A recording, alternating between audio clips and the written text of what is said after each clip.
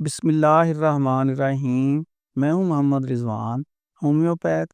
And clinical psychologist. آج ہم lower back pain یا کمر کے درد کی بات کریں گے۔ بعض دفعہ ایسا ہوتا ہے کہ کوئی مرد ہے یا عورت جھکا کسی چیز کو اٹھانے کے لیے یا کسی چیز کو لینے کے لیے یا کسی چیز کو ہلکا سا دھکا لگایا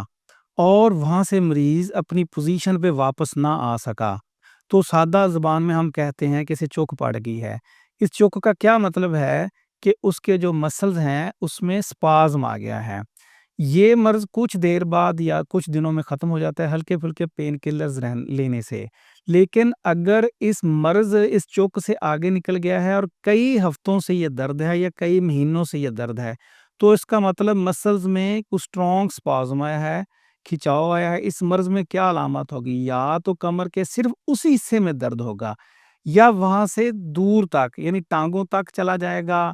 نیچے پیروں تک یہ درد جا سکتا ہے۔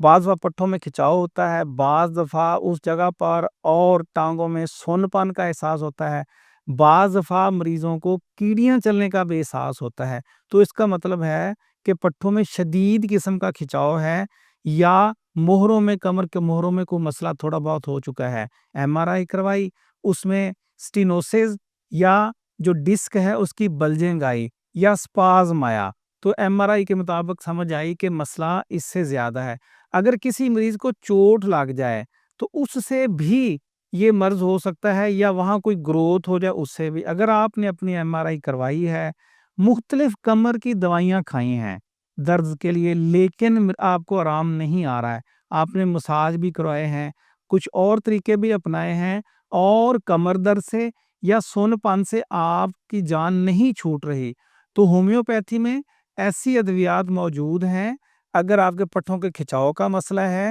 ڈسک ہرنیشن ہے، ڈسک بلجنگ ہے یا جوائنٹ کا ڈس فنکشن ہو چکا ہے یا سویئر سپازم ہے کسی ٹینڈن کا، لیگامنٹ کا جو جا نہیں رہا، اور اس ایشو کی وجہ سے آپ کی زندگی خراب ہے، آپ صحیح چل نہیں سکتے، آپ صحیح بیٹھ نہیں سکتے، یا آپ اپنے روٹین کے جو معاملات ہیں روزانہ کے ان کو پرفارم نہیں کر سکتے،